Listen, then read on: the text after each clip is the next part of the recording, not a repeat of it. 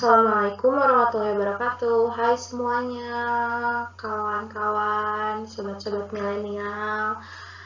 Gimana nih kabarnya? Udah karantina di rumah ya lebih dari 3 bulan. Bosen gak sih? Saya sendiri ngerasa bosen. Pasti yang kangen kuliah, pengen kuliah, yang kangen sekolah, pengen sekolah. Dan bahkan sekarang sidang pun pada online ya katanya ya. Yang pada lulus sekolah juga online ya. Daripada banyak basa-basi lagi, saya di sini tujuannya mau mereview buku dengan judul Muslim Milenial Ramah Digital. Nah, karena pandemi COVID ini sudah berlangsung, jadi dosen saya mengganti UAS dengan mereview buku lalu dibuatkan video. Mata kuliah ini adalah mata kuliah Seminar Pendidikan Agama Islam, diampu oleh Dr. Andes, Cucu Surahman, MAG, dan MA. Buku yang saya review sendiri berjudul Muslim Milenial Ramah Digital.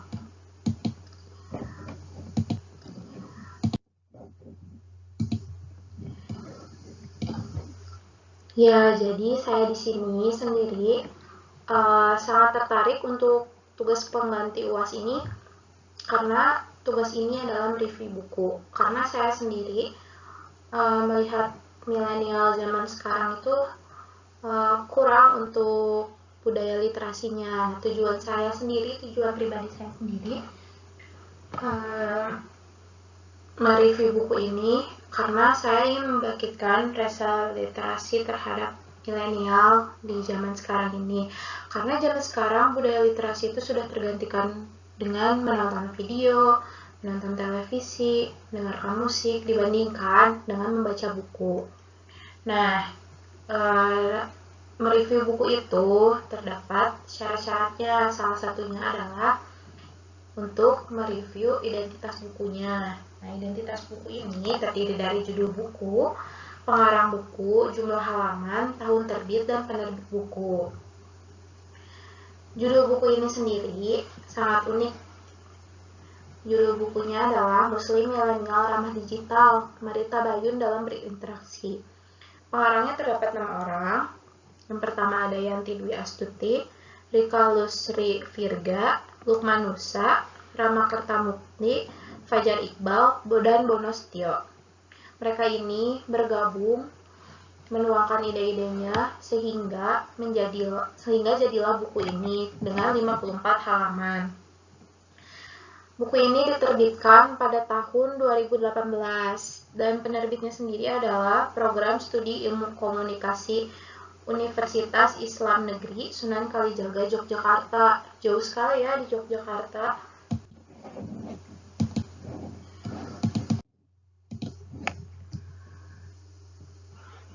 Nah, sekarang saya akan memberikan hasil resume saya terhadap isi buku ini atau review saya terhadap isi buku.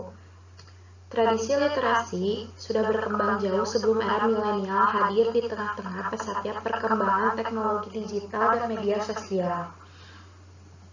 Hal itu terbukti dengan melimpahnya karya-karya ulama dan tokoh-tokoh Nusantara. Tradisi literasi lahir dari nalar ilmiah, tidak sembarang mengambil kesimpulan tanpa verifikasi dan kritik sumber, serta berbasis metodologi dan pembacaan mendalam. Generasi milenial sekarang ini akrab banget sama media sosial. Di sana banyak informasi yang bisa mereka akses. Tapi di media sosial juga ternyata banyak informasi hoax atau palsu dari ujaran kebencian kepada kelompok tertentu. Dan ujaran kebencian kepada kelompok tertentu. Kadang informasi itu sering banget diterima mentah-mentah tanpa dicek dulu benar apa enggak informasi yang didapatkan. Sering banget informasi yang dibumbui dengan isu sara itulah yang menjadikan konflik. Nah, kita sebagai milenial yang cerdas harus punya komitmen buat melawan radikalisme di era digital ini. Jangan jadi generasi pasif yang mudah dipengaruhi pihak lain yang sukanya menciptakan konflik di negeri ini. Era digital adalah eranya segala sesuatu bergeser dari manual ke digital. Sebagai generasi milenial, kita harus punya kemampuan literasi atau kemampuan memperoleh informasi daring secara bijak dan beretika. Caranya yaitu dengan rajin membaca atau meng-cross-check informasi yang kita terima. Dari informasi yang kita peroleh juga akurat dan benar. Biasanya sih orang-orang yang malas membaca akan mudah percaya gitu aja dengan informasi hoax atau fake. Sedihnya lagi, ternyata masyarakat kita masih rendah minat bacanya. Dengan mudahnya masyarakat percaya dengan informasi yang diperoleh di internet, yang kebenarannya pun tidak bisa dipastikan. Jangankan mau meng-cross-check ulang informasi yang diperoleh, masyarakat kita aja sering banget cuma lihat judul beritanya saja yang bombastis, lalu asal main share aja ke media sosial. Sikap itu yang menunjukkan kalau masyarakat kita masih ada di tahap praliterasi, di mana kita butuh program percepatan literasi dan revolusi di literasi digital. Sekarang kan semua serba digital. Era digital ini bikin penyebaran informasi lebih mudah serta lebih cepat buat diproses. Sejak adanya internet, penggunaan internet di Indonesia menurut data dari We Are Social tahun 2008 mencapai 50% atau 130 juta penduduk dari total populasi negara kita, yaitu 265 juta penduduk. Anak muda menjadi pengguna internet yang paling aktif, jumlahnya lebih dari 70 juta orang. Mereka biasanya suka menghabiskan waktu berinternet lewat telepon genggam, komputer, atau laptop. Survei dari We Are Social juga ngasih tahu ke kita bahwa warganet itu paling suka mengakses media sosial seperti YouTube, Facebook. Dan YouTube, Facebook itu menjadi dua platform media sosial paling aktif yang digunakan. Kecepatan proses informasi di era digital malah punya dua sisi yang berlawanan. Sisi baiknya, di era digital membuat semua orang lebih gampang untuk mencari informasi dengan cepat dan lengkap. Tapi sisi buruknya, banyak informasi hoax, ujaran kebencian, dan intoleransi yang cepat banget tersebar di media sosial. Belum lagi masalah konten pornografi yang aksesnya bisa sampai 25.000 orang per hari. Nah, informasi tadi didapatkan dari Republika yang diterbitkan tahun 2017. Perilaku mengakses internet yang gak sehat, itulah yang seharusnya kita hilangkan. Itulah kenapa penting banget bagi seseorang untuk punya kemampuan kompetensi literasi digital. Saat ini, gerakan literasi digital sudah mulai aktif digalakkan, salah satunya yaitu jaringan penggiat literasi digital atau JAPELIDI. Jaringan ini terdiri dari 24 universitas di Indonesia. JAPELIDI merumuskan konsep tentang kompetensi literasi digital sebagai alat ukur pergerakan ini agar bisa membantu masyarakat Indonesia menjadi cerdas dalam menghadapi tantangan digital saat ini. Tahapan pertama adalah mengakses informasi sebagai berikut. Yang pertama, gunakan mesin pencari informasi atau search engine. Yang kedua, mencari kata kunci menggunakan tanda petik. Yang ketiga, berpikir kritis. Trik seperti itu memang udah banyak dilakuin oleh pembuat konten yang bertanggung jawab untuk tujuan tertentu. Entah untuk menaikkan rating web atau bahkan untuk penyebaran paham radikal. Trik lainnya yang biasanya dipakai oleh pembuat konten untuk menaikkan traffic web atau black hat SEO. Lewat trik tersebut akan ditarik buat berkunjung ke web yang sudah dibuat. Padahal saat kita sudah masuk ke situs yang akan dituju ternyata tidak menemukan informasi yang dibutuhkan. Nah, tahapan yang kedua adalah menyeleksi informasi. Yang pertama, menyeleksi informasi. melalui alamat situs yang diakses. Yang kedua, mengecek ulang informasi yang didapatkan dengan menanyakan informasi kepada seseorang ahli atau pakar. Yang ketiga, buat catatan tentang kesamaan informasi yang didapatkan dari hasil browsing ke berbagai media. Tahapan ketiga adalah cara memahami informasi. Tahapan dapat disimpulkan bahwa tahapan yang memahami itu kemampuan untuk memahami dan memaknai informasi. Sehingga ketika sudah paham memproduksi atau membuat kembali konten dengan kalimat sendiri, serta dihubungkan dengan permasalahan yang dihadapi. Terus ada tahapan keempat. Nah, tahapan yang keempat ini adalah cara untuk menganalisis konten. Cara untuk menganalisis konten ini terdapat 4 cara lagi nih. Yang pertama, mendapatkan informasi yang isinya mengutip dari salah satu pakar atau tokoh, maka telusuri dahulu nama tokoh tersebut di internet. Ini menjadi hal penting karena bisa saja tokoh tersebut ternyata tidak pernah mengeluarkan pernyataan apapun. Bahkan bisa saja nama tokoh yang dicantumkan ternyata hanya fiktif. Yang kedua, biasanya informasi resmi yang ada di internet juga dicantumkan identitas kontak yang bisa dihubungi atau istilahnya signature.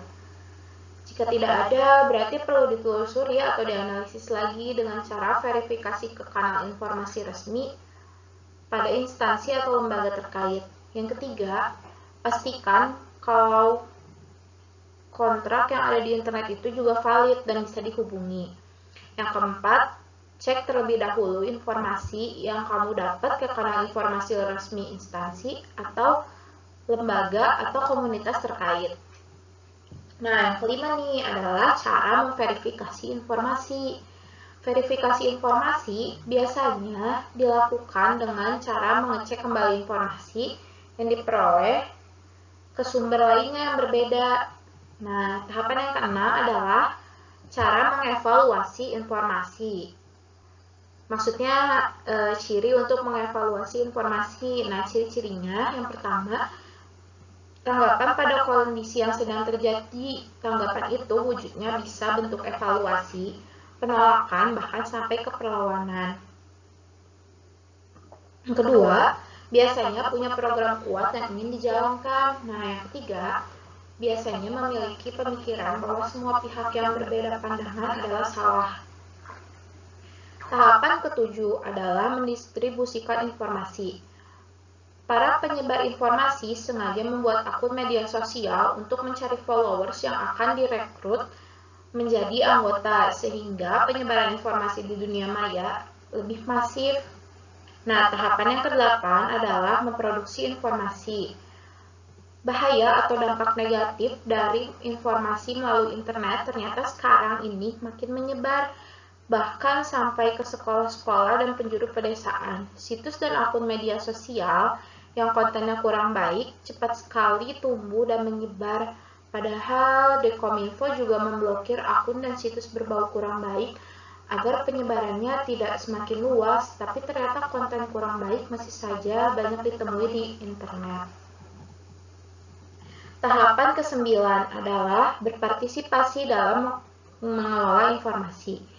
Internet memberikan kebebasan bagi siapapun, seolah tidak ada batasnya untuk mendapatkan informasi apapun, dan bisa sebebas-bebasnya membagikan informasi apapun. Bahkan sekarang ini, siapapun bisa menjadi pengguna internet, mulai dari anak kecil, remaja, dewasa, hingga orang tua.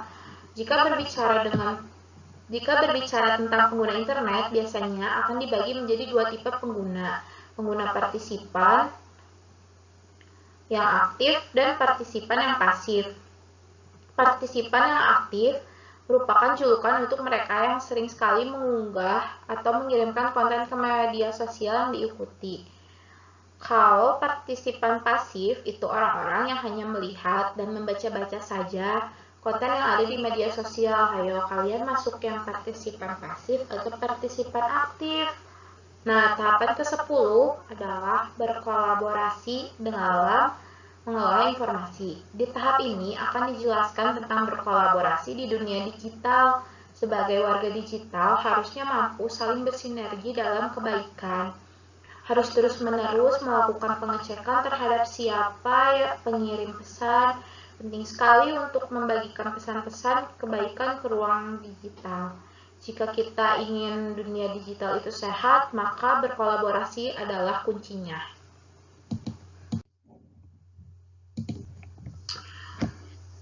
Ketika saya membaca buku yang berjudul Muslim Milenial Ramah Digital ini, maka saya mendapatkan sesuatu yang bisa dianggap sebagai kelebihan yang dimiliki oleh buku ini. Yang pertama, bahasa yang digunakan mudah diterima oleh generasi Z atau generasi milenial. Biasanya dalam penggunaan bahasa, beberapa buku menggunakan bahasa yang baku. Bahasa yang baku di dalam sebuah buku biasanya kurang diterima oleh generasi Z atau generasi milenial, karena generasi milenial sangat mudah menerima sesuatu apabila bahasa yang digunakan itu sesuai dengan bahasa yang mereka gunakan sehari-hari. Buku ini memiliki keunggulan dari segi pembahasan.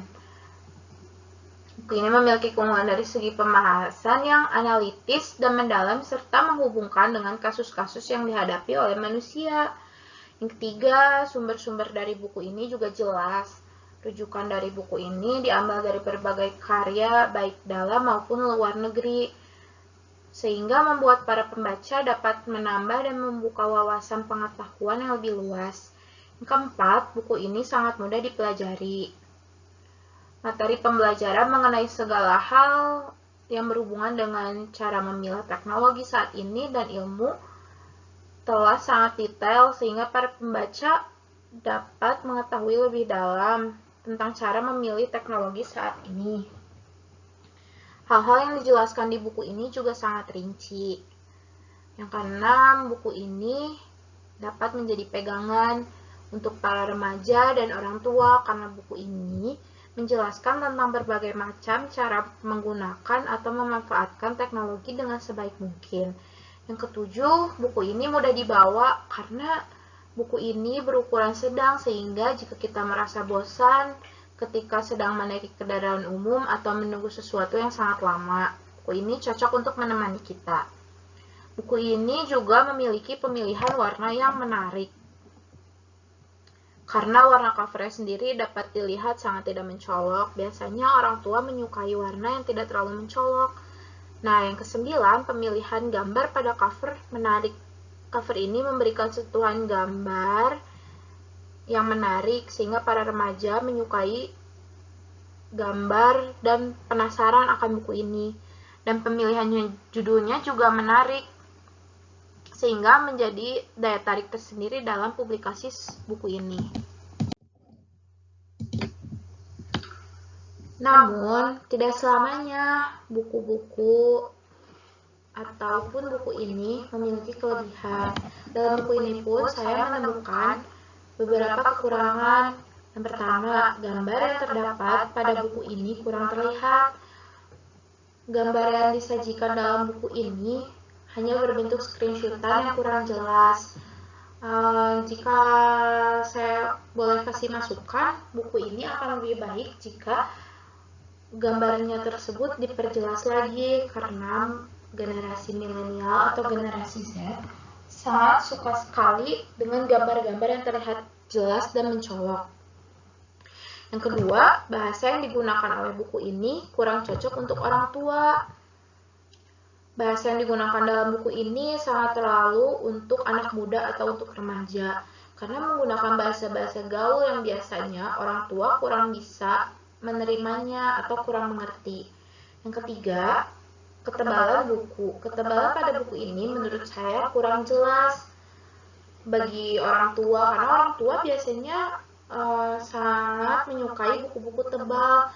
Berbeda dengan generasi Z, buku ini cocok karena halamannya pas untuk dibaca oleh generasi Z. Yang keempat, buku ini banyak kata-kata yang typo, atau bisa dikatakan banyak kata-kata yang salah ketik. Buku ini banyak menjelaskan secara deskriptif, namun menurut saya ada kesalahan yang sangat fatal yang harus dihindari, yaitu tadi yang typo tadi itu. Karena kesalahan pada penulisan akan sangat diterima apabila kesalahan tersebut hanya beberapa kata saja.